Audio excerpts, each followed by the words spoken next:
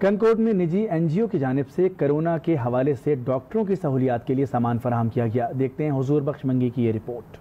کنکوٹ میں کورونا کی جنگ میں فرنٹ لائن پر ڈاکٹرز کی سہولیات کے لیے نجی تنظیم ہینڈز اور یونیسیف کے تعاون سے 2 ہینڈ واش اسٹیشن اور 1 الیکٹرانک واٹر مشین سول اسپتال میں لگائے گئے، جن کا افتتاح DHO ڈاکٹر احسان دہانی و دیگر عملداروں نے کیا۔ ہینڈز نے کافی چیزیں ہمیں دے دی ہیں، جیسے کہ کلورین وغیرہ دے دی تھی، سینیٹائزرز دے دی تھی، اور کچھ ہمیں ماسک دے دیے تھے۔ اس طرح سے کافی چیزیں اس نے دے دی ہے، اور ریسنٹلی انہوں نے یہ کچھ ہمیں ہینڈ واشنگ کے لیے جو چیزیں لگوائی تھی وہ دے دیں، واٹر کولر دیا تھا، تو یہ چیزیں انہوں نے ہمیں پرووائڈ کی ہیں۔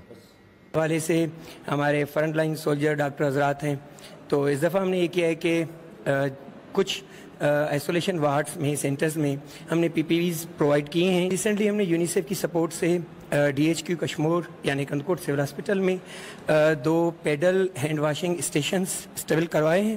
اس کے علاوہ ایک ڈرنکنگ واٹر کی فیسلٹی وہاں پہ لگوائی ہے۔ جی یہ ڈاکٹروں پر خاص توجہ دی جائے، وہ فرنٹ لائن کے ہمارے سپاہی ہیں اس وقت جو کرونا کے جنگ میں شامل ہیں، اور ہم ان کو خراج تحسین پیش کرتے ہیں ڈاکٹروں کو۔ نجی تنظیم ہینڈز نے ڈاکٹرز کو یقین دلایا کہ کورونا کی جنگ میں ڈاکٹرز کو کورونا کے حوالے سے مزید بھی سامان فراہم کیا جائے گا۔ کیمرہ مین مہتاب منگی کے ساتھ حضور بخش منگی، آج نیوز کنکوٹ۔ خبروں میں فی الوقت